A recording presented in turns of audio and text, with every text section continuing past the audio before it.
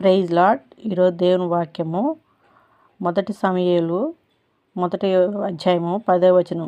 బహు దుఃఖాక్రాంతురాలై వచ్చి యెహోవా సన్నిధిని ప్రార్థన చేయుచు బహుగా ఏడ్చుచు, సైన్యములకు అధిపతిగా యెహోవా, నీ సేవకురాలైన నాకు కలిగిన శ్రమను చూసి నీ సేవకురాలైన నన్ను మరువక జ్ఞాపకము చేసుకొని. దేవుడి ఈ వాక్యాన్ని దీవించునుగాక. ఈరోజు నా కుమారి సంతానం లేకుండా ఎవరైతే బిడ్డలు ఉన్నారో వారందరికీ ఈ వాక్యము వాళ్ళ హృదయాలలో నెరవేరునుగాక. అన్న అయితే దుఃఖాక్రాంతురాలై యెహోవా యొద్ద అడిగినప్పుడు యెహోవా ఆమె ప్రార్థన విని మగ సంతానాన్ని ఆమెకి ఇచ్చి ఉన్నాడు.